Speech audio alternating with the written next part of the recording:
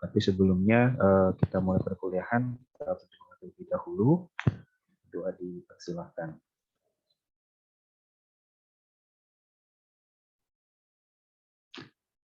Selesai, terima kasih. Apakah suara saya terdengar jelas di sana? Atau ada? Terdengar, Pak. Oke, ya. Jadi ini adalah pertemuan dengan materi terakhir ya. Kalau nanti di pertemuan terakhir mungkin kita yang di pertemuan ke-14 lebih ke, kalau dibilang kisi-kisi, tapi nanti kisi-kisinya itu by quiz. Kenapa by quiz? Ya dari quiz itu nanti soalnya sebenarnya itu yang untuk final juga di situ. Ya, jadi saya akan singgung-singgung sedikit dalam quiz walaupun nggak 100% ya, tapi paling nggak itu sebagai bahan kalian untuk pembelajaran.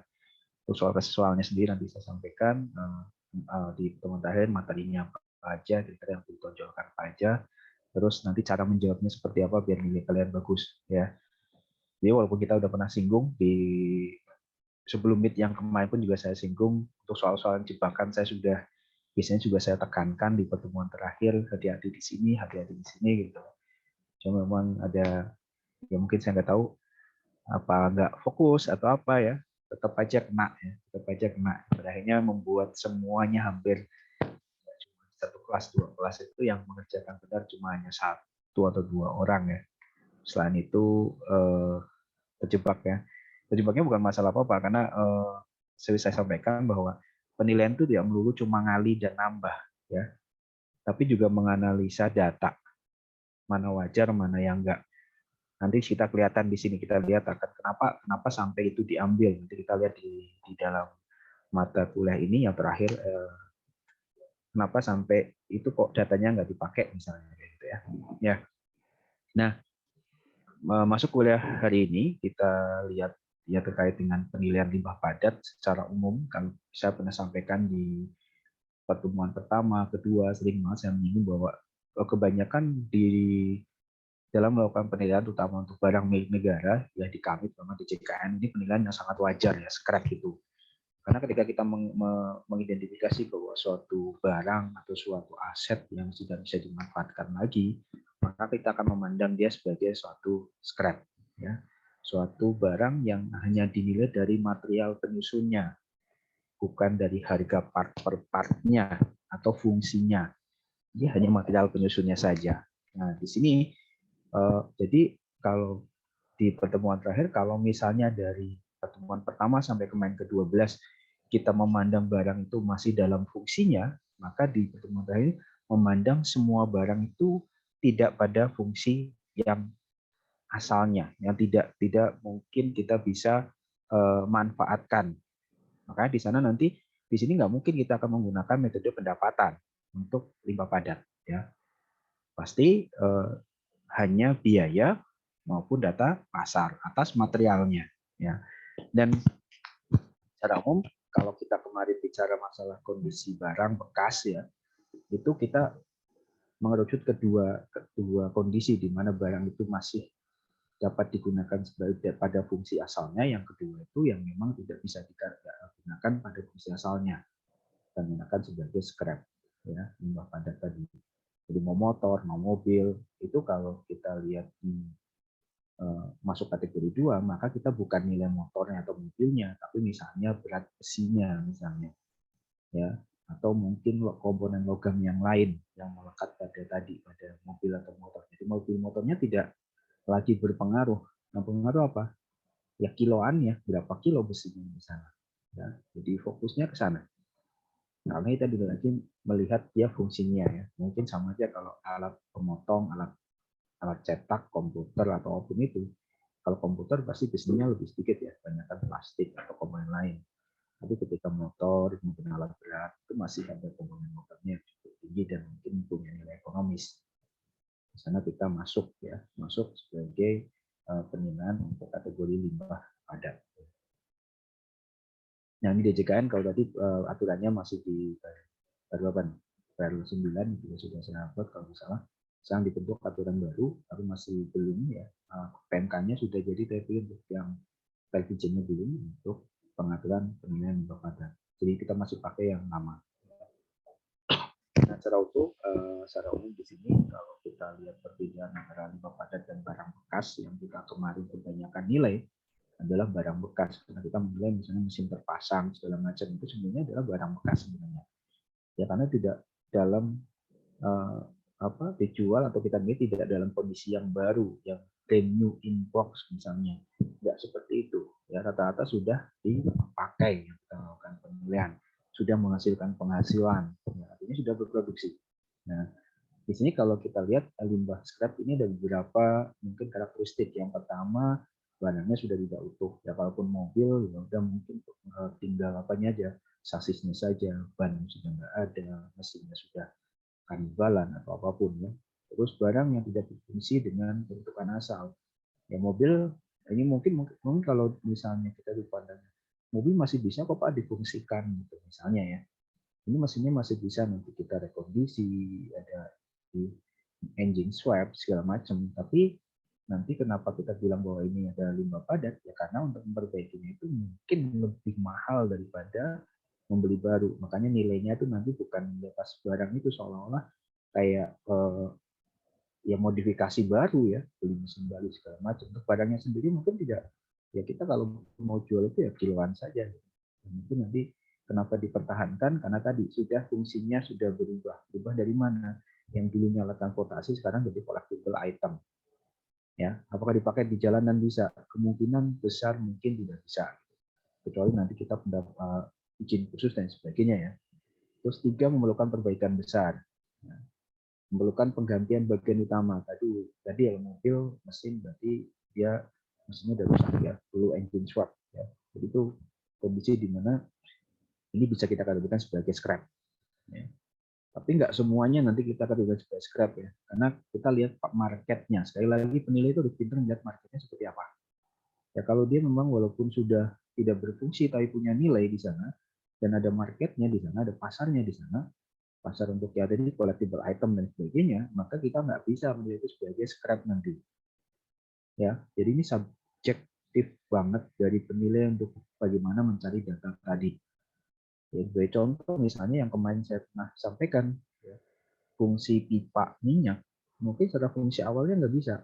Apa kita nilai sebagai scrap? Bisa saja, tapi ternyata ada pasar lain, market lain. Dia sebagai apa? Sebagai pipa air. Ya, yang minyak sudah nggak memenuhi syaratnya, ya, secara umur sudah tidak memenuhi, mereka punya standar keamanan sendiri. Nah ini yang saya bilang bahwa nggak selamanya kita ketika sudah berfungsi langsung kategorikan sebagai scrap. Penilai harus cari ya dari data itu. Kalau memang mau benar-benar kita menilai dengan bagus ya. Ya ada sih kadang langsung udah anggap aja udah ada suatu pernyataan dari sana menyatakan scrap, ngapain kita harus melakukan penelitian misalnya atau melakukan suatu analisis lebih dalam lagi, apa adanya aja bisa seperti itu ya, bisa nggak masalah. Cuma nanti ketika kita di pemeriksaan bisa saja kalau mau pemeriksaannya detail kita bisa ditanyakan hal tadi ya, kenapa nggak dinilai sebagai pipa air atau yang dinilai dengan fungsi yang lain gitu. Kalau memang ada fungsi yang lain yang bisa masuk ke situ, kalau nggak ada ya udah kita memang pakainya scrap tadi. Ya, sisa limbah dari suatu proyek. Terus yang ketujuh, barang tidak dapat dipakai lagi tadi ya. Barang yang tidak rusak berat, misalnya BMN kalau rusak berat maka bisa dikategorikan sebagai scrap, melampaui umur manfaat untuk ekonomis, barang tidak usang secara teknologi maupun hal lainnya. Ya.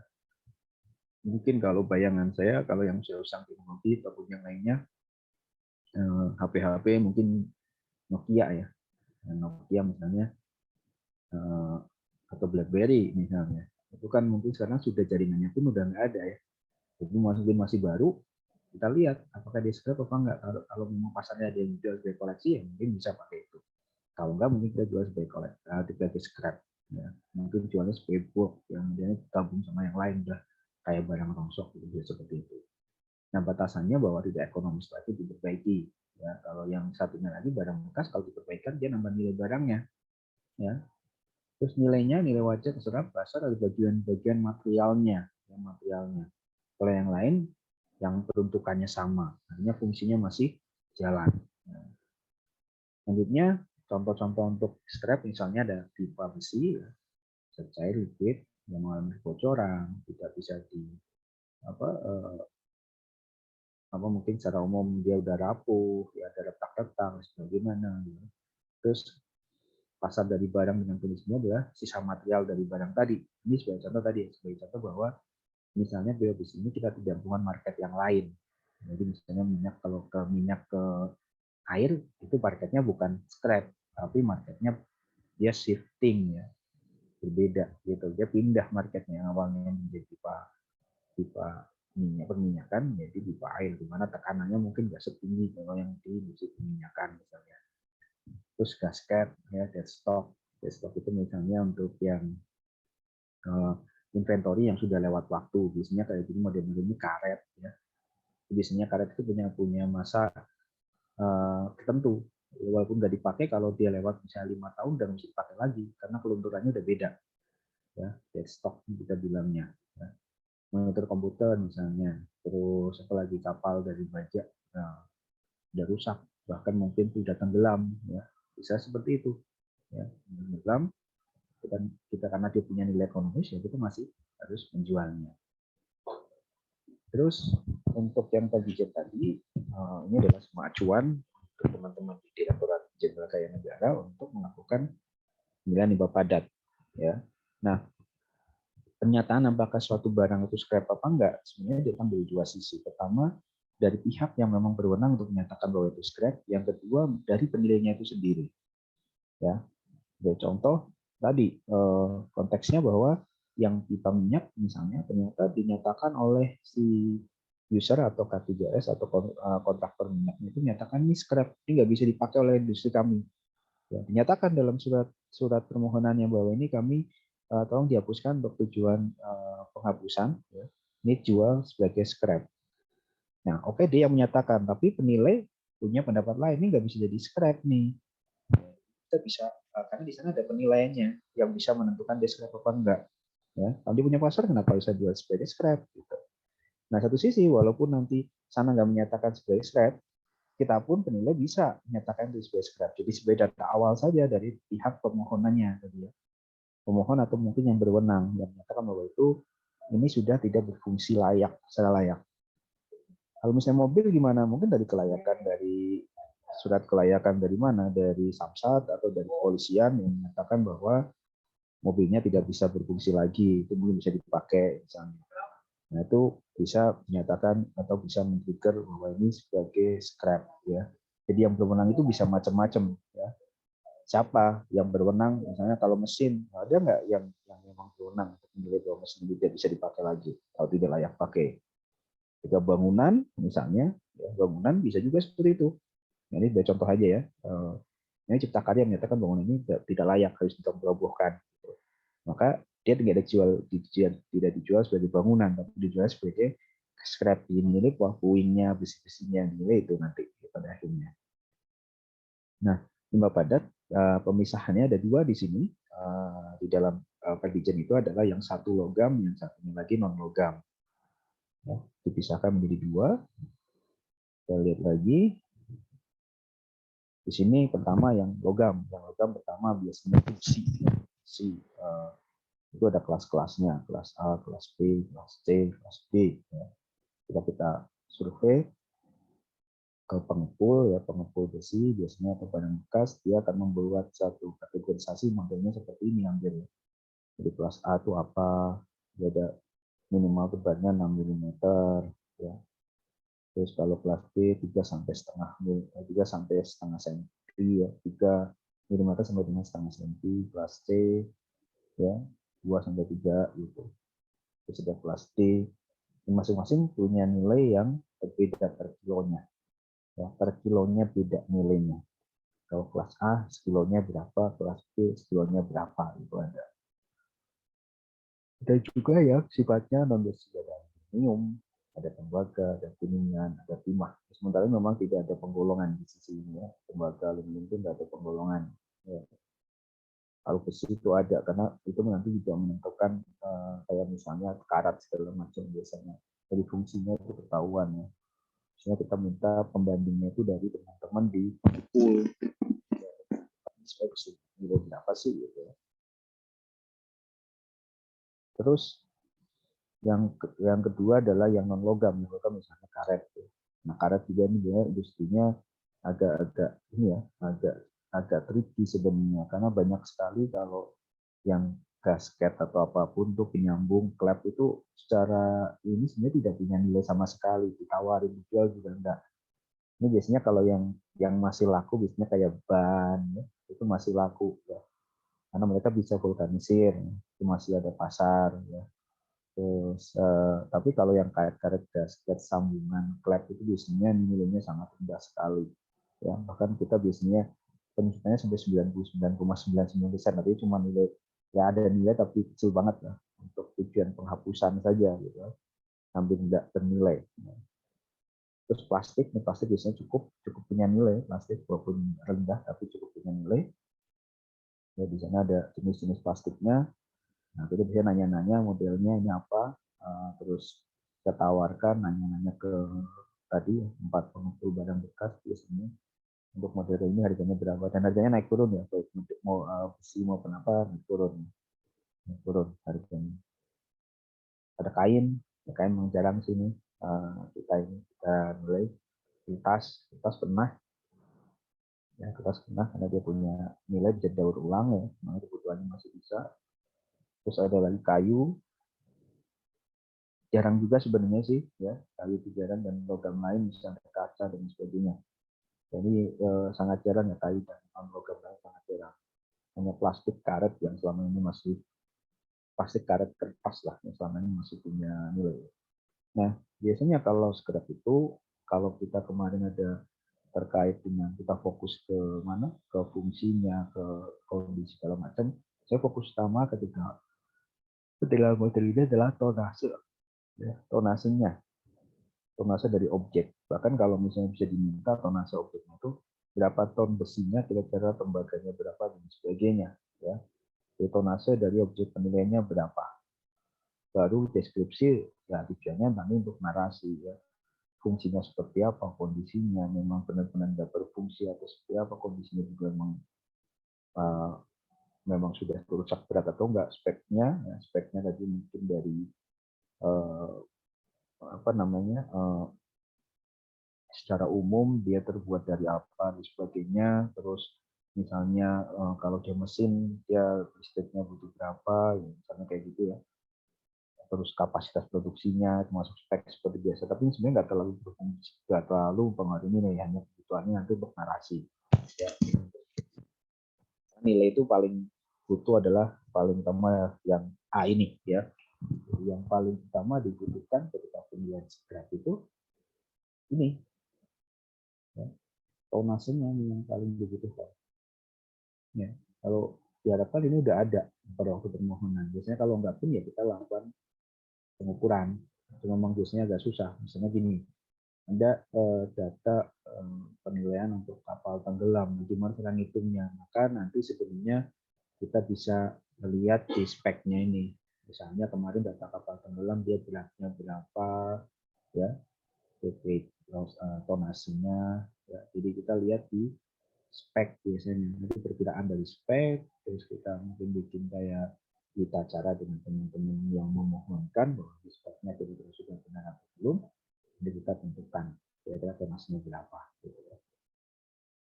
Terus ini prosesnya ya dari tahap awal survei seperti biasa, validasi, kalau memang tonase kita lihat validasi datanya seperti apa, sampai dengan penelitian apakah benar-benar berfungsi, apakah ada market atau enggak, ya sampai ke sana. Nah, penilaian yang tadi saya sampaikan untuk scrap ini cuma ada dua, ya jelas ada dua. Karena tadi tidak berfungsi lagi, nggak mungkin akan menghasilkan pendapatan. Maka yang bisa dipakai hanya data pasar dan biaya, ya, yang bisa dipakai. Nah, maka nanti ketika pendapat data pasar, maka kita juga sama nyari yang sejenis. Sejenisnya apa? Bukan sejenis dalam artian fungsinya, ya, tapi di materialnya. Ya, ketika kita bicara kapal yang terbuat dari besi, yang kita cari adalah harga besi per kilo misalnya.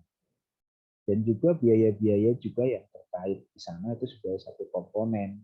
Ya, makanya penyesuaiannya itu misalnya Kalau memang ada kepemilikan, ya biasanya sih enggak ya.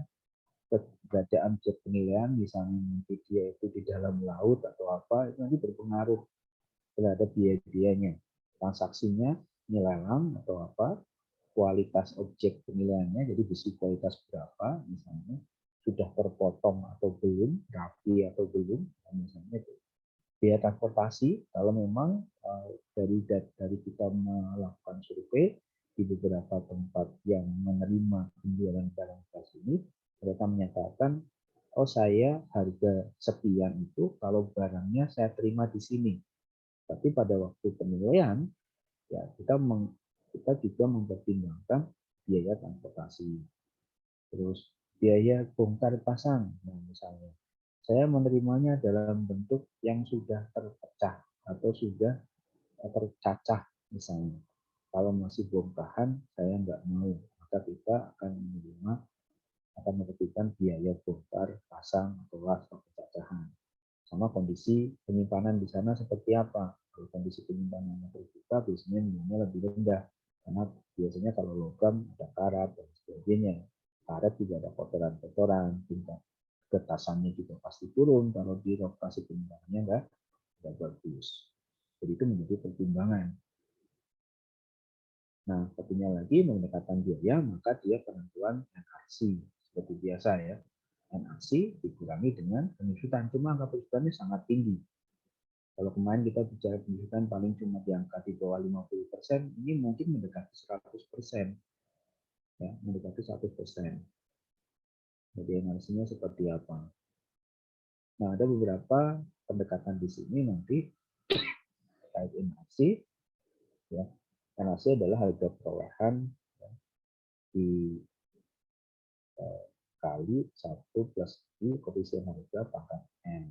Ya, koefisien harganya itu kalau di dalam penilaian ini, dia modelnya kalau kemarin kita kan pakai indexing ya.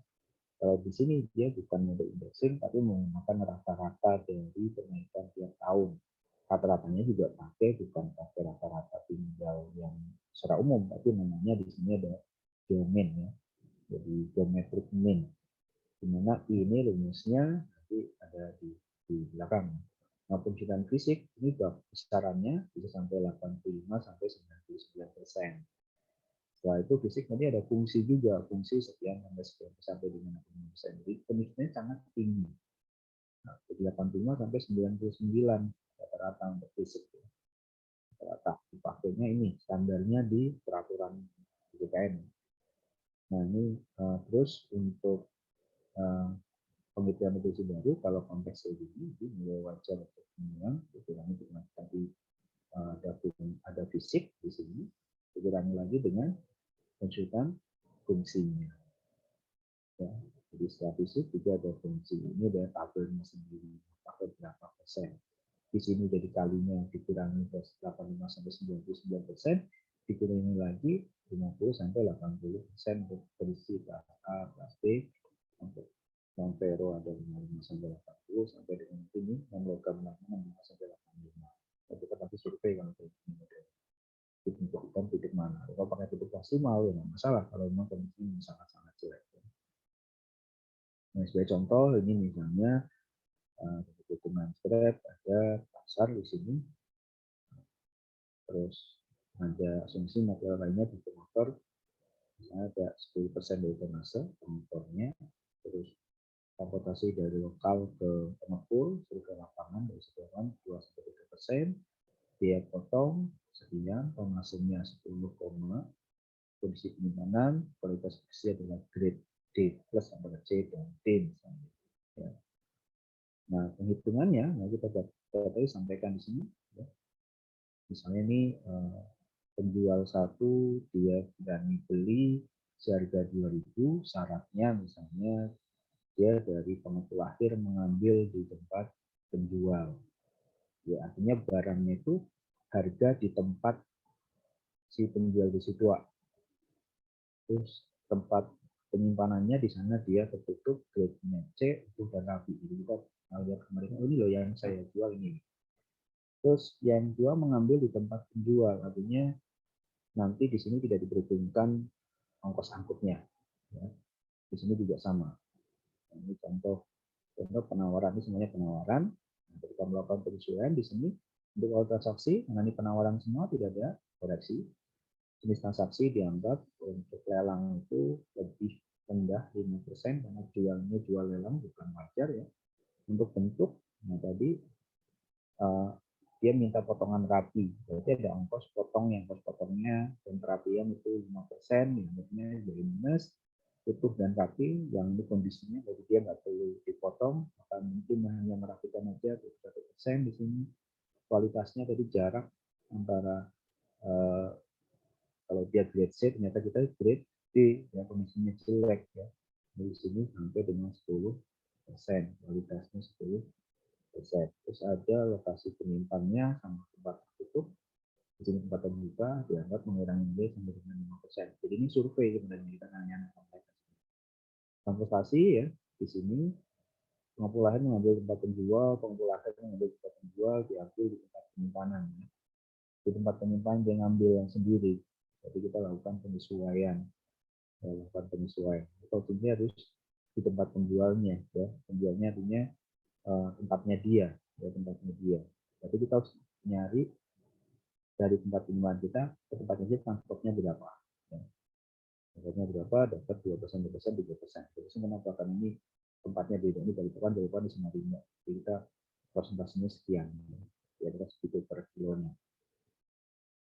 Nah, di sini ada penyesuaian, seperti biasa, tambahkan, ada pembuatan. Nah, ini kemungkinan ada kesalahan di sini. Ada kesalahan di sini. Saya juga mungkin miss di sini. Ini harusnya kemungkinan bukan 10,5 karena di sini ada faktor pengotor.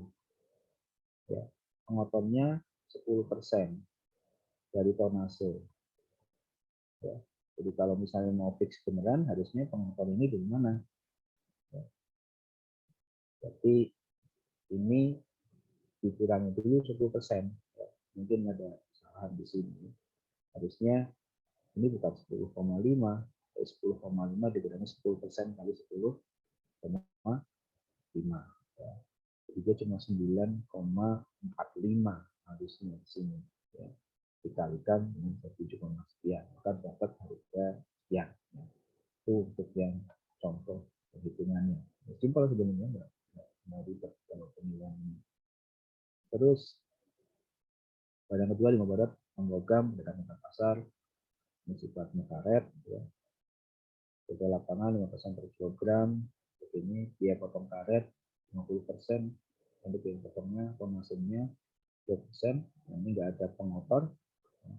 Nah, kita lihat lagi di sini misalnya ada kita nyari pengepul karet di daerah-daerah tertentu, ada Bekasi, Tangerang, Jakarta, ya. Kita lokasi di Jakarta, penawaran lelang, potongan masih itu kualitas sedang kita baik, ya. Diambil tempat penjual, jadi kita ada transportasi di sini. Ini harga yang kita tawarkan 750, 750, 720. Kita lakukan penyesuaian untuk transaksi tadi karena dilarang 5%, bentuknya tadi harus rapi, ongkos potongnya 50% dari biaya. Kualitasnya kita lebih bagus, dianggap 10%. Transportasi, lokasi Jakarta dianggap 0, transportasinya nggak ada. Gitu. Total penyesuaian 50, 45 disesuaikan. Urutannya juga itu yang presentasi 30, 30 dan 40 sudah sesuai ya. Yang paling presentasi kecil mendapatkan misalnya mendapatkan bobot yang besar, dia dapat harga 3,4 kali 20 ton atau 20.000 3,7 juta 600 something. Untuk yang ini sekali lagi gratis, ada lagi teman soalnya cukup banyak ya. Jadi mungkin kalian bisa belajar sendiri untuk soalnya juga kalau ada soal kayak gini ya munculnya udah detail kayak gini ya. Jadi kalian nanti tinggal dikasih resumenya apa. Nah, tetap dibuat kayak gini urutannya, terus ini di bawahnya ya. Presentasinya jangan lupa ingat pengotor ada enggak gitu. Pengotor berarti nggak usah. Ini contoh juga simple apa nih hitungannya plastik. Rata-rata penyesuaian waktu, transaksi bentuk, kualitas transportasi. Rata-rata sama semua hampir kan. Kan tadi kita nggak membandingkan spek apapun, nilainya dari materialnya. Kemarin plastik, kita dapat harga plastik segini. Ya ketemu nanti 3 juta sekian. Ya. Kita coba untuk, ini masih lagi ada banyak perhitungan bootstrap, misalnya, ya saya nggak perlu jelasin lagi lah, dan bisa belajar sendiri untuk yang ini. Terus kita ke, ini adalah contoh yang kertas, scrap ya. Terus ini dari penjualannya seperti ini. Besar ini kita dari penggunaan barang ada, pada hasil operator kita lakukan penyesuaian. Ya. Harga marketasinya di mana banding satu, ada penawaran untuk semua. Nah, ini hampir cuma tinggal nambahin persentase terkait dengan ongkos. Jenis transaksinya, aplikasinya nggak ada, kita bisa langsung ambil. Nah, kita coba pendekatan biaya seperti apa sih? Sebagai contoh, kita dapat harga, misalnya ini ada tas AVS 700 gram per meter ya, square meter, 70 gram per square meter, dia itu beratnya 20 ton, kertas bekas. Nah, kita kalau yang baru sekarang harganya 40.000 per rim misalnya. Nah, kita punya berapa rim di sini? Nah, kita nggak tahu ini berapa rim. Ya, anggap aja nanti kita ada ini ya. Rata-rata per rim itu adalah 2,2 kg, maka tinggal dikalikan ya. 2,2 kg, 1,882 per kilo, kejutan fishing 80%, nilai bahan baku padatnya 54,5. Nah, 54,5 juta. Nah, ini kita nilai bahan baku limbah padat kan brand fisik. Nah, nilai scrap-nya maka kita harus kurangi lagi misalnya dengan penyusutan fungsionalnya 65%, berdasarkan tabel paling rendah 60%, maka ketemu nilai kertasnya itu adalah 19,09, 19,1 lah, 19,1 juta. Nah, ini ketika kita bicara menggunakan harga yang sekarang, per rimnya berapa yang sekarang, harga kertas baru yang kondisi sekarang.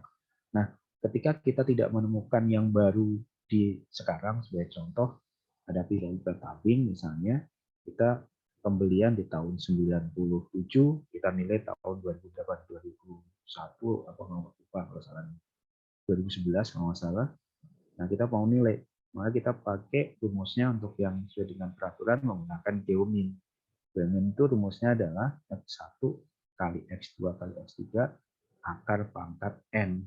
Jadi kalau kita, ini beda ya, kalau yang pakai apa? Kalau pakai min biasa kan kita pakai sigma X I pangkat bagi N ya. Nah, ini rata-rata kan. Simbolnya juga misalnya X bar gitu. Tapi kalau yang ini dia beda. Jadi dikalikan ya X1, X2, X3 di akar pangkat N. Jadi dia modelnya angka pangkat N di sini. Nah, di tahun ke N berapa? Nah, ini dari 97 sampai 2011 kita lihat ya. Cara hitungnya gimana? Nah, yang hitungnya adalah kita punya data inflasi. Nah, ini yang saya bilang kita punya data inflasi, tapi ada pernyataan unik di sini.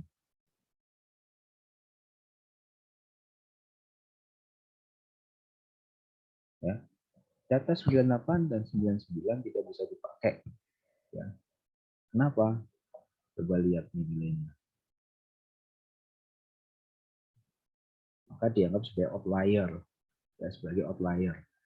Nah, berarti kalau tadi kita lihat rumusnya, yang dipakai, nggak dipakai ya misalnya, yang dikalikan tuh mana aja yang dikalikan? Yang dikalikan adalah 9,99 kali 3,8 kali 1,5, 118, 68, 1, 10,5, 13,1, 6,0, 9,8, 4,8, 7,0, 5,5. Akar pangkatnya berapa ini? Ya, nggak hitung. 1, 2, 3, 4, 5, 6, 7, 8, 9, 10, 11, 12, 13. Tapi di sini angkatnya angkat pangkat 13. Bukan 15. Ya. Karena data ini nggak dipakai. sehingga ketemu angka 7,7%. Ya, ini dibilang geominnya, rata-rata inflasi menggunakan data geomin. Ya. Nah, setelah itu baru kita ngitung NRC-nya. NRC-nya hitungnya berapa? Adalah rumusnya tadi. Nilai perolehan ditambah 1 plus 77, ini pangkatnya 15. Kenapa? Dari 97 sampai 2011. Ya, jadi 15 tahun. Maka ketemu angka NRC-nya adalah 2,5 miliar. Nah, langkah pertama kita lihat di sini nilai bahan bakunya saja secara umum dengan konstituen fisiknya ketemu ya posisi pakai 85%, ya, maka ketemu angka 382 juta. Nilai wajarnya dikali lagi dengan konstituen fungsinya, yaitu di sini dianggap fungsinya 50%. Maka ketemu nilai wajar dari barang ini adalah 191 juta. Ya. Ini jadi dapatnya seperti ini. Jadi simple ya.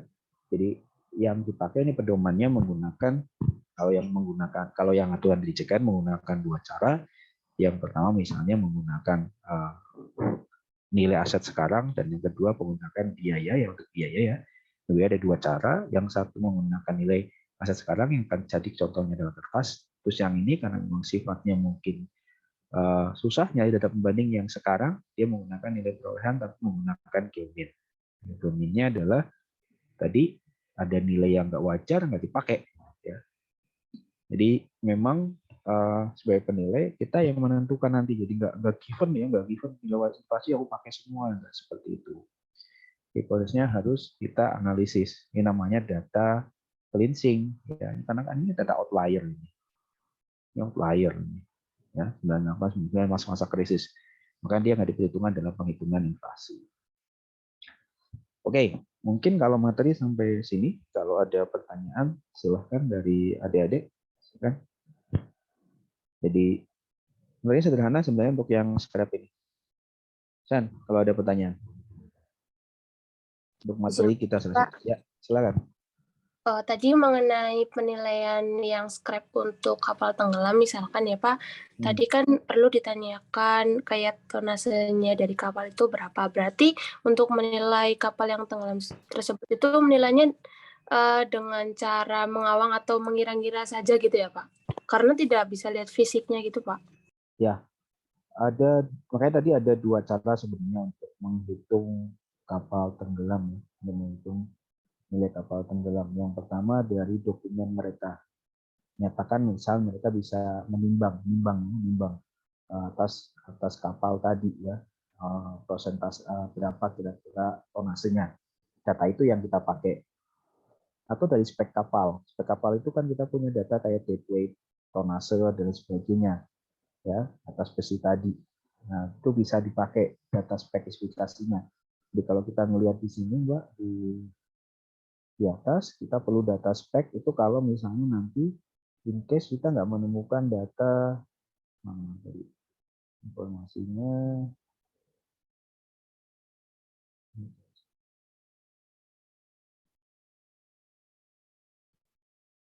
Nah, ini spesifikasi kita minta. Karena bisa dapat info dari sana. Kecuali memang mereka udah melakukan penghitungan. Pasti ada caranya ya kalau teman-teman yang ahli, yang punya kapal, biasanya kita nanya ke Syah Bandar atau kemana, ada ahlinya atau ke Pepal, kita undang sumber model kapal kayak gitu berapa gitu tonasenya. Kalau mereka nggak menyediakan info seperti itu. Jadi memang ini bukan ngawang-ngawang ya. Kalau ngawang kita yang nentuin sendiri ya, itu ngawang-ngawang. Tapi kalau kita tanya ahlinya gimana penentuan, itu yang bisa kita lihat. Nah seperti tadi ya. Jadi ada beberapa cara ya, misalnya kalau ya kemarin kita lihat deadweight loss ya misalnya, itu kan sebenarnya kalau dari ilmu fisika gampang ya, kemarin ya kita lihat di tarif ini yang meluap berapa, itu yang kita nilai volumenya. Makanya volumenya kita hitung, itu sebenarnya adalah deadweight loss-nya. Karena itu adalah sebenarnya massa jenis yang terpindahkan di air. Ya, fisika kan seperti itu ya. Kalau kita punya, saya pernah gambarkan, kalau kita punya model ya,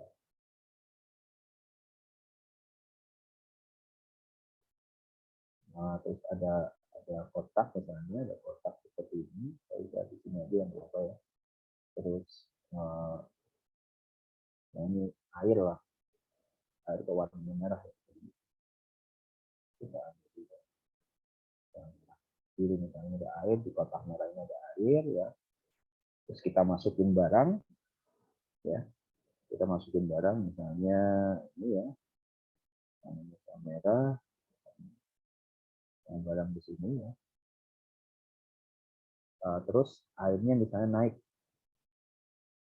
Kenaikan airnya saya kasih ini ya. Naik segini volumenya misalnya. Ini satu metode juga ya, metode dalam menghitung nanti beratnya uang yang sama. Ini akhirnya naik setelah ada barang yang merah ini, akhirnya naik segini. Ini satu metode di mereka juga. Nah, berarti volume benda merah ini itu sama dengan volume air ini ya kalau dia naik segini. Nah, volumenya berapa? Nah, ketika dapat volumenya, kita dapat berat jenisnya benda ini besi misalnya jenisnya berapa sih? Maka kita dapat beratnya sebenarnya. Berat besi ini secara total. Yaitu tekniknya banyak hal yang dipakai seperti itu. Nah, jadi ada beberapa yang modelnya seperti volumenya tergeser berapa. Kalau kita nggak bisa ngitung tonase, maka kita hitung volume. Makanya ada spek tadi itu bisa kita pakai. Speknya dia volumenya berapa nih? Volume dari kapal ini ya, berapa yang berbuang misalnya kayak gitu, itu bisa dapat kalau kita nggak ada cara lain untuk hitung. Atau malah dari speknya sudah menyatakan misalnya kapal ini berat kotornya sekian, nah itu yang dipakai ya, berat kotornya misalnya tentukan sekian ton. Nah, ini udah ada speknya, kita nggak bisa, kita udah tinggal pakai aja, nggak usah ini ya, nggak usah kita hitung lagi karena kita udah dapat, kita speknya udah dapat bahwa ini beratnya adalah sekian ton ya, di spek dalam mesin segala macam totalnya. Baru nanti kita mungkin ada semacam apa ya, wawancara kira-kira tadi pengotornya berapa persen biasanya. Nah itu enggak dari kita, dari mereka yang mengatakan pengotornya 10%. Ya, jadi kalau kita nggak punya pengetahuan, kita nggak punya alat ukur ya bisa pakai itu. Tapi kalau kita punya alat ukur gimana? Ya kita timbang, minta kita timbang. Jadi contoh kalau waktu dulu saya pernah melakukan penilaian kabel misalnya, kita timbangnya gimana? Kabelnya kita angkat, ada tuh alatnya di rumah itu kebetulan, kabelnya gulungan diangkat, nanti di eskavator itu ada tambahin kayak hook untuk timbangannya. Nah, itu ada hook timbangannya tuh, ya itu kan masih ada berat kotor ya. Nah, itu kabelnya kan satu spek ya, satu spek. Kita lihat di sana perbandingan antara volume kabel dan karet yang pembungkusnya. Ya, kan kita bisa ngitung volume karetnya. Ya, misalnya kita punya nih, contoh nih, kabelnya 1 meter. Kalau misalnya kita bentuk kabel kan kayak gini. Nah, ini misalnya kita tambahkan. Nah, ini misalnya besinya. Nah, kita dapat nih kayak gini nih. Ada penampangnya berapa senti segala macam. Maka kalau pengotornya ya kita lihat ini berapa persen. Kita hitung luas keseluruhan nih lingkarannya.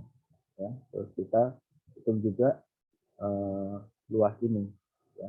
Nanti berarti pengotornya adalah selisihnya. Selisihnya ini yang akan kita keluarkan. Atau kita langsung tahu yang ini ya berarti ya. Diameternya ini, volumenya dapat kali berat jenisnya. Kita dapat berat untuk kabelnya. Walaupun kita ada timbang, nanti kita bisa dua cara.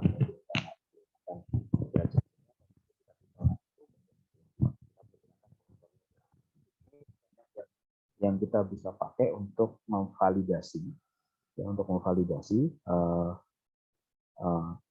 terkait dengan tonase dari objek yang kita nilai. Itu Mbak Fauzi, Mbak Hana. Baik Pak. Yang lain? Kemudian satu lagi boleh Pak? Ya, boleh. Mengenai di slide ini tadi saya tiba-tiba kepikiran ini kan juga perlu mengumpulkan deskripsi tentang fungsi objeknya. Nah, padahal tadi disebutkan di awal bahwa sudah tidak memikirkan fungsinya lagi gitu, cuman hanya menilai berdasarkan penyusun materialnya saja. Itu karena apa? Ini fungsinya untuk apa ya Pak? Ya, Jadi seperti saya sampaikan tadi, kita lihat fungsi dan sebagainya, sebenarnya cuma untuk narasi saja, ya, untuk mempertajam bahwa ini memang sudah nggak berfungsi lagi. Fungsi awalnya harusnya kayak gini, sekarang kondisinya seperti ini. Nah, kalaupun mau diganti, dia membutuhkan waktu ini untuk memperkuat bahwa emang ini scrap, ya. Jadi kita mempelajari, misalnya tadi, kalau misalnya kita melihat ada mesin percetakan, misalnya fungsi awalnya ada percetakan, yang rusak apanya sih sehingga dia itu nanti kita nyatakan sebagai scrap. Makanya data yang ini tadi saya sampaikan di perkuliahan, yang ini itu lebih ke narasi nanti. Kita pentingnya yang mana? Aslinya pentingnya yang ini aja, ya. Tapi sebenarnya untuk menyatakan dia itu scrap, ya, ya kita harus membandingkan kan, harus membandingkan. Gak mungkin kita menyatakan dengan ini oh scrap, pasti kita membandingkan dengan sininya. Jadi di narasi kita butuh tetap data seperti itu. Fungsi awalnya apa, sekarang kenapa dinyatakan scrap, ya. Mungkin salah satunya adalah surat dari mereka, ya, surat pernyataan scrap dari mereka. Tapi satu sisi kita juga bisa melakukan review atau surat tadi, ya. Seperti saya sampaikan sebelumnya, bahkan ketika ada surat itu, yang kasus yang tadi pipa minyak, yang saya akhirnya nilai tidak sebagai scrap tapi sebagai pipa air, ya, ya karena saya pembandingnya saya ngambilnya apa? Ngambilnya bukan lagi harga besi per kilo, tapi saya melihatnya adalah harga jual pipa air bekas, ya, harga jual pipa air bekas yang dipakai oleh PDAM, pipa besinya. Itu yang saya pakai, atau malah yang barunya itu saya kurangi dengan kerusakan dan sebagainya. Jadi ini yang ini itu berakibat, itu menentukan kita menggunakan pembanding yang mana sebenarnya. Kalau kita ini, kita menentukan pembanding mana. Kalau kita menyatakan bahwa scrap, pasti kita material harga kiloan. Tapi kalau kita lihat menyatakan bahwa dia punya fungsi lain, maka kita harus mencari pada pembandingnya fungsi lain tadi. Kalau dia menyatakan bahwa oh mobil ini sebenarnya dia punya pasar, jadi tadi mobil itu nggak sembarangan kita bilang mobil ini langsung kita scrap. Mentang-mentang misalnya dia udah lama mesinnya rusak, gitu. Ternyata dia itu bisa menjadi collectible item. Mobil-mobil tua zaman dulu, ya, yang mobil-mobil antik, ya. Kalau kita lihat sekarang udah nggak berfungsi, Pak, mesinnya juga udah kayak gini. Ternyata sekarang bisa engine swap, ya, engine swap. Mereka nyari bodinya saja, bodinya yang ori segala macam, model kayak kalau kalian mungkin yang bikin harganya nggak wajar, model-model kayak Corolla DX, ya. Corolla DX itu salah satu mobil yang sekarang itu juga kalau dilihat fungsinya itu udah lama banget. Tapi mereka beberapa saya lihat malah untuk drag race segala macam dia pakai bodinya Corolla DX. Mesinnya dimodifikasi, dalamnya dimodifikasi. Dan kemungkinan kita nggak bisa walaupun dinyatakan scrap, udah nggak berfungsi, mesinnya udah rusak segala macam, kita nggak jual dia sebagai kiloan. Karena dia sebagai bahan, kalau bahasa orang modifikator tuh dia menjadi bahan ini. Gitu. Jadi agak hati-hati ketika menyatakan ini scrap. Ya, hati-hati ketika di scrap. Pasti kita lihat di sini fungsi awal. Walaupun menyatakan bahwa oh harusnya fungsi awalnya sedang fungsi, ya, tapi ada fungsi lain nggak yang kira-kira bisa terpenuhi, yang bisa dipakai dari mesin itu tadi, dari peralatan tadi, itu yang harus diperhatikan. Jadi itu nggak ada rumusnya 1+1 sama dengan 2 itu, ya, modelnya nggak kayak gitu. Kita yang nyari, ya. Jadi nggak mungkin kalau kayak gini gimana, kalau gini pasti A, kalau gini harus B, nggak seperti itu. Coba sih kalian sekarang lihat motor-motor yang model lama yang Astrea Prima, mungkin kalau dibilang Astrea 73, itu kan sebenarnya secara mesin segala apa mungkin udah jelek banget, ada yang jual jelek banget, tapi dijualnya mahal. Kenapa? Ya karena mereka nggak menilai sebagai scrap, mereka menilai itu sebagai bahan, ya. Dan kita harus bisa mengcapture itu. Kalau sampai kita mengcapture bahwa dia scrap, udah punya pasar lain selain besi tua, bahaya kita, ya. Makanya kita tadi, ya, lihat deskripsinya, kita lihat ini adalah penegasan bahwa ini scrap karena ini apa. Di sini ini pentingnya menyatakan fungsi, kondisi, spesifikasinya, dulunya apa, unsur material objek pemilihan. Ya, kalau memang kita nanti mulai scrap, maka kita di sini menyatakan unsurnya apa aja. Ada besi sekian persen, karet sekian persen, maka nanti bisa kita tarik, ya. Bisa tarik data dari sini untuk penghitungan tonasenya di sini. Bagiannya berapa persen karet, berapa persen besi, berapa persen tembaga misalnya. Mungkin itu sih, Mbak Ana. Baik, Pak. Bisa dipahami. Terima kasih, Pak. Ya, yang lain silakan. Pak, izin bertanya, Pak. Boleh, Mas Putu, silakan. Untuk yang tadi penggunaan geomin itu, apakah sama konsepnya dengan yang sebelum UTS dipelajari itu, Pak, yang menggunakan indexing, atau justru ada perbedaan yang saya masih belum nangkep antara kedua itu, Pak? Ya, jadi ini yang geomin itu adalah aturan yang ada di PMK ini ya, di PMK di peraturan dirjen yang terkait limbah padat. Jadi penggunaannya dia pakai geomin. Makanya dia di sini cuma ada 2 cara di dalam cuplaknya. Tapi apakah bisa menggunakan indexing harga? Harusnya bisa. Harusnya bisa. Ya. Cuma ada permasalahan di sini ketika dia tidak menggunakan indexing harga untuk kasus ini ya. Karena ada ini. Ya. Ini data yang mungkin kau bilang ini outlier. Kalau pakai indexing ini langsung kemana-mana nih datanya. Jadi dalam konteks ini dia nggak bisa pakai indexing harga di sini. Karena datanya nggak wajar di sini. 98, 99 pastinya tinggi banget. Nah, itu turun seolah-olah 3,8. 3,8 sebenarnya ada recovery-nya. Ini ada recovery-nya. Yang aslinya harusnya di angka berapa? Ini masih recovery semua ini. Angka recovery. Cuma masih oke gitu. Daripada kalau kita ngelihat angka yang ini. Ya. Jadi itu yang melandasi untuk yang kasus ini dia menggunakan geomin.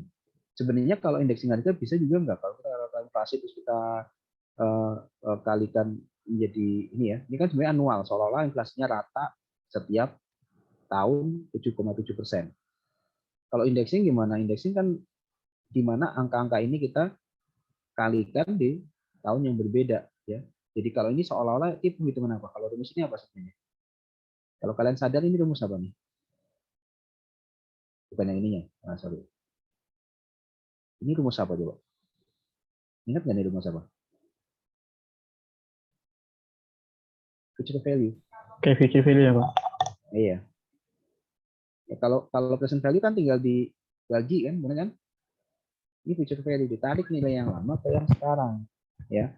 Indexing sebenarnya hampir sama, cuma dalam konteks dia itu asumsinya kita udah punya data historisnya, terus kita tarik menggunakan harga yang sekarang yang wajar gitu. Maka dia kenaikan inflasi tiap tahun di indeks ya. Kalau yang ini dia mencoba membuat future value dari rata-rata inflasinya. Kebetulan dia ketemu data di mana angkanya 58% itu nggak masuk akal. Dia menggunakan geomin. Geominnya dia cuma pakai 13 tahun, bukan 15 tahun. Tapi ketika future value dia menghitung sebagai 15 tahun. Dalam konteks ini saya sebenarnya membebaskan kalian sih, ketika kalian menemukan data nanti ketemu di ujian ya, mau pakai geomin, mau pakai indexing, tapi lihat datanya. Ya, kalau datanya nggak wajar kayak gini, enakan geomin, terus habis itu di future value. Tapi kalau konteksnya nanti dia itu wajar, inflasinya dan sebagainya di dalam soal, maka pakai indeks juga boleh. Salah satu aja nggak apa-apa. Alasannya tuh kasih alasannya apa, nggak masalah. Ya. Nah, dalam konteks ini karena memang ini baseline-nya adalah dari Dirjen di DJKN, maka yang di sini menggunakan geomin. Jadi bukan berarti yang pakai rata-rata, pakai indeks harga itu salah. Ya. Dalam beberapa kesempatan saya menemukan penilaian di DJKN untuk yang dead stock model seperti ini, dia tetap menggunakan indeks harga, nggak pakai geomin. Ada, saya menemukan itu ya dalam kotak sejarahnya, dan itu nggak salah. Menurut saya nggak salah. Cuma ini memang karena panduan ya, panduan teknis, jangan sama ratakan ya. Makanya tadi kalau kita jadi penilai sifatnya terbuka, jangan bilang oh ini cara ini cuma satu-satunya yang benar, nggak seperti itu. Jadi kalian harus terbuka dengan yang lain. Apakah bisa dipakai yang indeks harga? Boleh Mas Putu, nggak masalah. Tapi dalam konteks soal ini nggak bisa. Kalau kalian memaksakan ini menggunakan indeks harga, saya nggak mungkin akan saya kurangi nilainya karena ada data ini. Ya, ada data itu. Indeks harga, maksudnya kita langsung loncat ke sini, ya nggak bisa juga. Kita pakai yang ini, ya ini nggak wajar gitu. Bayangkan nih dari 19 langsung 158%, terus besoknya 180%. Sampai sini berapa ratus nantinya di sini. Sebenarnya kayak gitu.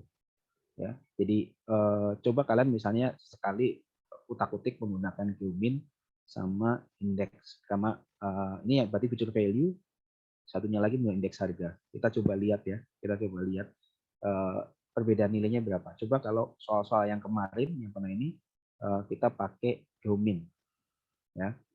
Besok bagi bahan diskusi di pertemuan selanjutnya Qmin atau indeks harga, selisihnya berapa, ya. Dan memang kalau kita lihat penilaian itu kan nggak serta-merta kita cuma melihat angka akhir ya, tapi kita juga biasanya kita lihat marketnya, pasar. Sorry, ceritanya kalau pakai mouse jelek banget, nggak pakai mouse juga udah jelek sih. Jadi pasarnya ya, pasarnya apa nih ya? Pasarnya itu dia itu apakah memang mendekati harganya atau nggak mendekati yang mana? Biasanya tetap aja kalau itu ya, kalau saya kan tetap utak-atik harganya, utak-atik cara metode saya. Karena gimana pun ini kontrolnya adalah pasar sebenarnya. Ini adalah tool, ya ini adalah tool. Tapi ini adalah real, pasarnya seperti apa. Jadi kalau misalnya saya dapat tahu pasarnya misalnya kilonya untuk yang itu adalah situ paling mahal misalnya itu cuma 1.000. Penghitungan yang pakai Qmin menghasilkan angka 1.500, yang pakai indexing menghasilkan angka 2.000. Saya pakai apa? Ya, saya pakai Qmin. Karena data pasarnya kan menyatakan itu kisaran 1.000 sekian gitu. Jadi ini sekali lagi juga kita akan tes juga dengan kita di lapangan. Ya, di lapangan. Jadi nggak serta-merta langsung kita pukul rata ya, rata. Itu yang sekali ini. Penilai itu boleh menimbangnya banyak. Penilai itu bukan evaluasi yang secure artinya. Ya kalau saya pernah cerita dulu mungkin ya, kalau akuntan tuh opininya cuma 4. Kalau ada akuntan yang opininya ada satu pilihan lagi di antara 4 itu, wah itu akuntan gendeng gitu kan. Karena cuma 4. Apa aja akuntan itu opini yang keluar? Wajar, wajar dengan pengecualian, tidak wajar, sama disclaimer. Opini dari akuntan cuma 4 itu. Ngarang-ngarang lagi yang nggak bisa karena standarnya seperti itu. Kalau opini nilai berapa? Dari minus kata hingga sampai plus kata hingga. Ya, bingung lagi, Pak, ada nilai minus ya? Ada. Ya, ada kotak nilai ada. Sebagai contoh nih, ini kita jadi panjang nggak apa-apa ya. Ya, dalam konteks nilai kenapa kita negatif? Nah ini, dalam konteks nilai bisa negatif, untuk yang scrap sangat bisa. Karena dia ada transportasi. Dan transportasi itu biasanya ada namanya kalkulasi minimum ya. Misalnya kita mau nyewa truk, satu truk isinya berapapun, nyewain banyak satu truk. Nah biasanya ini dia pakai nominal di sini, pakai rupiah. Karena kita 20 ton, nanti kita setelah dapat nilai baru dikurangi. Dikurangi apa? Ongkos angkut, karena pakai rupiah tadi. Dia pakai nominal, nggak pakai persentase. Kalau pakai persentase pasti positif terus. Tapi di satu kasus dulu saya pernah menemukan untuk penilaian scrap ini dia hasilnya negatif. Nantinya apa? Nantinya barang ini tidak punya nilai ekonomi. Dari sisi pengelolaan barang milik negara, maka di sini timbul cost harusnya, bukan income. Ya, nilainya negatif. Gitu. Jadi itu pengalaman kita ketika memilih barang scrap. Karena ini kita nggak bisa bahwa ini 5% dari sekian. Oke lah 5%, tapi kalau barangnya cuma nggak 20 ton itu nggak 5%, karena dia ada baseline-nya. Ya kalau dibilang di dalam metode namanya skala ekonomi, di mana dia ada baseline-nya. Jadi sebenarnya itu garis production frontier ya, ketika kita bicara masalah jumlah mesin dan produksi, itu dia bukan lurus kayak gini, tapi modelnya kayak gini. Tak, tak, tak, tak, tak, gitu. Jadi dia nggak langsung straight line kayak gini, nggak. Begitupun itu cost. Ya, cost-nya itu nggak nol dari nol gitu, nggak. Cost-nya itu pasti ada satu titik di sini. Karena apa? Karena tadi kalau kita nyewa truk 2 truk sama 1,5 truk, nggak bisa kita sewa 1,5 truk. Sewanya cuma bisa 2 truk. Makanya dia mungkin akan kayak gini, biayanya akan kayak gini. Sewa 1 truk, sewa 2 truk, ya. Misalnya ini sewa apa nih? Ini 1 truk di sini, 2 truk di sini. Kalau dia sudah melewati batas tertentu, dia akan harus nyewa 2 truk. 2 truk itu sampai volume tertentu dia 2 truk aja. Terus habis itu naik volumenya lagi 3 truk. Masih 3 truk, 4 truk. Nah, itu yang bikin dia negatif. Akhirnya gimana? Kalau dia cuma volumenya segini. Ya, dia harus nyewa 1 truk, ternyata pendapatannya cuma dapat segini aja gitu. Ya, yang harus diongkosin lebih gede dari pendapatannya. Maka kita akan rugi, nilainya negatif. Gitu ya. Sama ya tadi kan kalau misalnya Mas Putu tuh lihatnya coba dihitung di utak-utik yang soal kemarin kalau pakai geomin, satunya pakai indexing. Kita cuma melihat datanya. Mungkin minggu depan coba kalau ada yang mau desain perbedaan antara geomin dan indexing perbedaannya seperti apa. Oke. Ada yang lagi? Ada pertanyaan lagi? Yang lain? Terima kasih, Pak. Pak, izin bertanya, Pak. Ya, silakan Mas Wahyu. Saya nggak tahu apa saya yang salah nangkap atau gimana ya, Pak. Ya. Tadi kan kita nilainya kan materialnya gitu ya, Pak ya, bukan fungsinya kayak. Ya. Kalau misalnya kita nilai kayak mobil yang besar itu kan penyusun materialnya banyak, Pak. Ada besi, ada kayak plastiknya juga itu. Itu kalau kita nilainya sebagai satuan-satuan yang utuh apa dipisah-pisah gitu, Pak, berdasarkan materialnya gitu. Oke. Pertanyaan bagus Mas Wahyu. Nah, ada di sini ketika kita bicara masalah mobil besar ya, atau alat berat ya. Kayaknya mobilnya nah, kita gambarin mobilnya Freeport lah ya. Yang gedenya minta ampun ya. Ya enggak? Ini ada rodanya. Terus ini ada material lain ada kacanya ini. Kalau kita penggunaan data pasar, maka komponen-komponennya kita harus pisahin. Ya, misalnya dalam konteks ini kita lihat yang besi ada berapa ton. Terus konteks yang lain tadi yang ban ada berapa ton. Terus yang kaca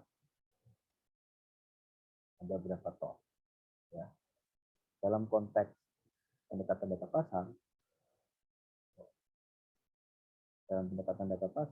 maka ini harus dipisah-pisah. Besi berapa kilo, ban berapa kilo, dan asam jual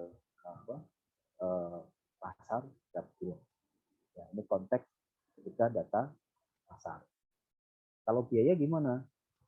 Kalau biaya lain lagi. Kalau biaya seolah-olah ini langsung sebagai kesatuan. Jadi ini sebagai kesatuan langsung. Ya. Itu yang membedakan ketika kita menggunakan data pasar biaya. Jadi ini kalau yang ini seolah ini adalah biaya. Jadi kita nggak menghitung persatuan apa komponennya, ini biaya. Kalau yang model ini adalah konteks data pasar. Komponennya kita pisah-pisah karena pembandingnya beda-beda. Nah, jadi kita bisa aja misalnya truk ini kita lihat nilai truk ini sekarang ada nilai truknya nggak? Oh ada, sekarang harganya 2 miliar. 2 miliar itu kita kurangi penyusunan fisik ya. Kita sekarang misalnya dia nggak pakai geomin tapi dia lihat harga truk ini sekarang harganya 2 miliar, penyusunan fisiknya 85%, ya. terus penyusutan fungsinya sudah sangat ini 90%, atau mungkin penyusutan fungsinya dia udah 90%, penyusutan fungsinya dia 80%, maka dia dapat nilai truk setelah keseluruhan. Nah, itu pakai biaya. Kalau udah ada pasar, kita pisah-pisah. Besinya berapa sih? Bannya berapa? Karetnya berapa sih? Kacanya berapa sih? Masing-masing punya ketentuan masing-masing. Itu Mas Wahyu. Ya. Baik Pak, jelas Pak. Terima kasih Pak. Ya. Yang lain? Pak, izin bertanya Pak. Silakan. Mbak. Pak, tadi kan saya dengar dari Bapak jelasin kalau misalnya nggak semua scrap itu bisa dinilai sebagai scrap. Dia bisa dinilai sebagai fungsi lain gitu Pak. Ya. Misalnya kayak yang motor bekas tadi, berarti kita harus nilainya itu sesuai sama pihak yang bakalan transaksi dengan barang itu ya Pak. Jadi nggak secara pasar gitu. Ya. Dalam hal ini sebenarnya peluang-peluang penjualan, karena di dalam kita melakukan penilaian ya, misalnya kalau kita penilai pemerintah itu harus hati-hati karena jangan sampai timbul kerugian negara. Pertama itu mesti pegang. Selama ada potensi ekonomi, kita pakai potensi ekonomi tertinggi. Biasanya akan dilelang, laku apa enggak. Ketika memang dalam beberapa lelang enggak laku, kita lakukan penilaian sebagai tadi misalnya motor sebagai motor juga yang kita nilai ternyata enggak laku, pada konteks tertentu kita akan menilai sebagai besi. Ya, itu pun sama kayak waktu misalnya saya yang tadi menilai pipa, ya pipa minyak, tapi saya menyatakan dia sebagai pipa air. Ya. Kenapa saya pakai pipa air? Ada data yang menyatakan banyak pipa-pipa sisa-sisa inventaris saya dari stok dari industri perminyakan yang dimanfaatkan sebagai pipa untuk PDAM. Ya, saya punya fakta itu, maka saya nggak boleh menafikan itu. Maka saya akan cari data pembandingnya bukan dari produksi per kilo, tapi adalah pipa dengan spek yang pipa air dengan spek seperti itu. Tapi pasti ada penyusutan dan sebagainya di barang bekas ya, bukan sebagai brand new inbox untuk pipa air ya, tapi ada penyusutannya misalnya.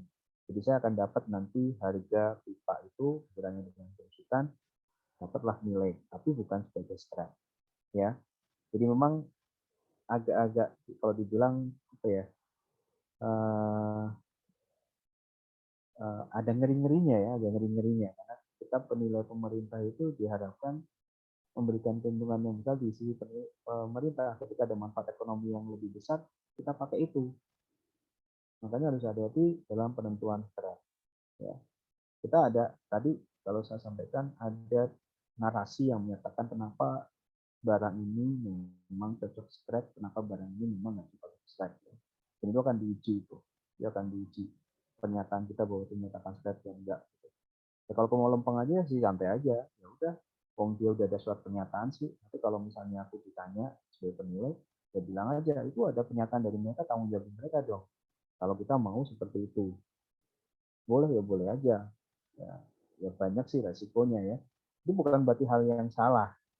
Ya, kalau memang pasarnya seperti itu dan memang enggak laku ya mau gimana lagi, mau pakai scrap gitu. Ya kebetulan kita nggak menemukan pasar yang lain. Jadi bukan siapa yang akan membeli karena nanti juga dalam konteks ini ya, dalam konteks ini adalah kita dia itu akan dilelang. Apalagi kalau sudah jelas kita tahu yang akan membeli itu adalah kolektor, maka kita jelas nggak boleh menggunakan itu adalah sebagai scrap penjualannya atau penilaian kita memandang sebagai scrap, tinggal kiloin aja besinya gitu. Kalau udah jelas pasarnya dan kita tahu bahwa probability-nya itu besar bahwa dia itu nggak mungkin akan dijual sebagai besi kiloan, maka salah penilai kalau misalnya dia tetap ngotot selama ini bahwa ini pakai scrap karena ini udah ada kok pernyataan scrapnya dari yang berwenang gitu. Padahal kita tahu. Nah itu masalah integritas sebenarnya, bukan masalah kode etik, bukan masalah perhitungan salah atau benar ya. Dua-duanya bisa benar, dua-duanya bisa salah. Ya tergantung konteksnya apa. Kalau konteks penilai pemerintah tadi, kita akan mencari opportunity yang paling bagus untuk penerimaan negara. Makanya selama saya mendengar ada info bahwa bisa dijual di air, saya harus menggali info itu dan dalam penilaian saya menggunakan bahwa itu dijual sebagai pipa air, bukan sebagai scrap. Motor mobil pun akan sama. Itu kalau saya melakukan penilaian seperti itu Mbak Tita. Ya. Kebayangkan ya, apalagi kalau udah dapat pasarnya ya udah wajib itu. Nggak mungkin kita hitung sebagai scrap. Bahaya kalau misalnya pasarnya sudah ada, kita udah tahu, ada yang minat, sudah ada yang mau beli, itu kita nyatakan sebagai scrap. Padahal jelas-jelas sudah ada yang minat, bukan sebagai scrap. Gitu. Oke, makasih Mbak Tita. Terima kasih, Pak.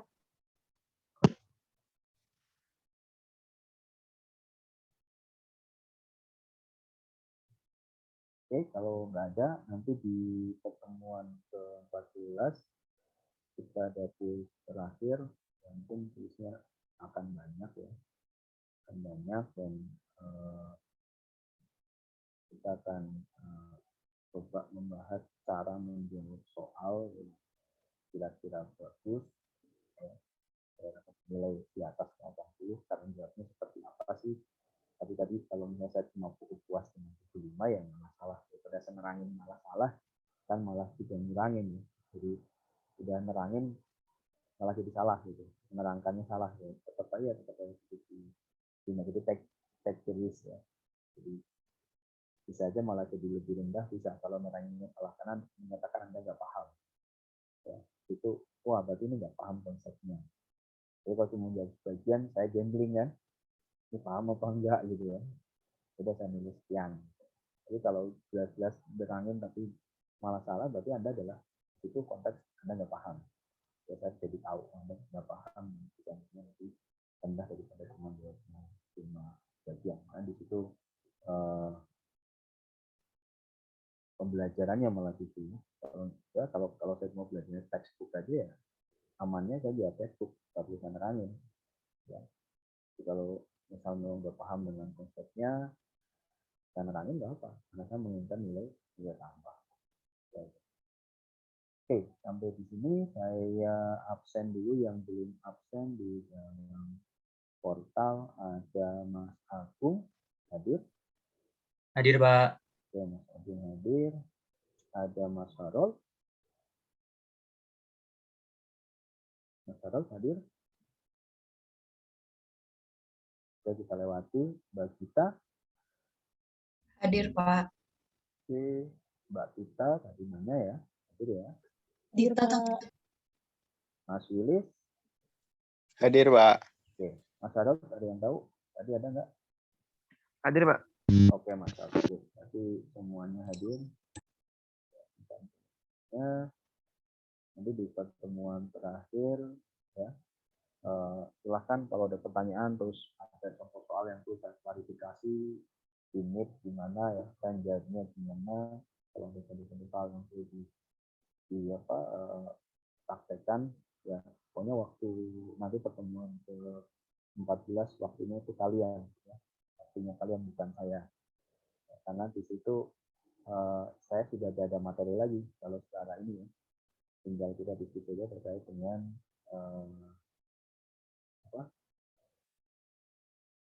final dan mungkin kita review ulang dari awal sampai akhir kalau memang ada pertanyaan dan cara menjawabnya sebagainya. Kebetulan kita ada kuis, ya, jelas ada kuis. Waktunya saya akan panjangin deh. Buat kalian mungkin 10 menit untuk mengerjakan kuis. Ya, jadi saya lebih nyantai mengerjakannya, nggak buru-buru. Waktunya saya perpanjang. Harapannya minimal 1 kali kuis kalian bagus. Ya, minimal 1 kali kuis kalian bagus. Ya. Nah kemarin akurasinya jelek loh, akurasinya kalian. Nah, turun malah ya, turun. Berarti bisa sampai 90% atau mungkin 80% akurasinya. Jadi nilainya bagus ya, karena sambil cuma paling 1 atau 2 atau 3 terbaik ya, terus yang kita laksanakan. Oke, terima kasih Dadik untuk pertemuan kali ini. Kita ketemu lagi di hari Selasa pekan depan, kelas terakhir. Jangan lupa belajar dan itu terus kemarin kalian untuk memperbaiki nilai terus kalian. Terus untuk aktivitas juga kemarin kalian juga nambah aktivitas dengan menyampaikan case-case yang memang kita perlu bahas ya. Sekarang jawabnya seperti apa dan sebagainya. Ya. Saya pikir kalau melihat dari soal yang sudah diberikan ya, itu harusnya kalian bisa menjawab itu semua dengan materi yang sudah saya berikan. Ya. Kalian nggak perlu menjawab misalnya ada 2 cara kalian jawab dua-duanya nggak perlu. Cukup satu yang benar tapi kasih reasoning kenapa saya memilih ini. Itu udah cukup. Kalau jawab dua-duanya gimana? Boleh. Tapi kalau pada akhirnya kalian harus dalam statement akhir kalian harus ngambil satu saja yang kalian anggap benar. Paham ya? Karena kita sebagai penilai nih proses ini. Kita menggunakan beberapa pendekatan, pada akhirnya kita cuma menggunakan satu nilai. Di opini nggak mungkin akan kita sampaikan 2 nilai. Itu jarang banget. Malah nggak ada kan. Karena juga kesimpulan nilai, satu opini saja yang diberikan. Pun kami mengerjakan dengan 3 pendekatan berbeda menghasilkan 2 nilai berbeda. Atau malah 3 pendekatan berbeda menghasilkan 3 nilai berbeda. Tetap kalian harus pilih satu saja yang kalian anggap ini adalah opini kalian. Kita lagi belajar ke sana. Oke, terima kasih semuanya. Selamat siang. Jika silakan ada ya. Saya izin undur dari Zoom-nya. Terima kasih. Terima kasih, Pak. Terima kasih, Pak. Terima kasih, Pak. Terima kasih, Pak. Terima kasih, Pak. Mari.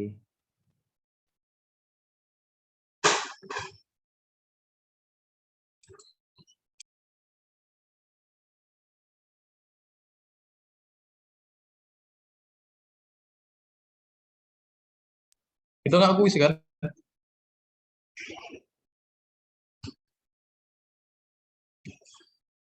Kagak, Pak, kagak. Oke.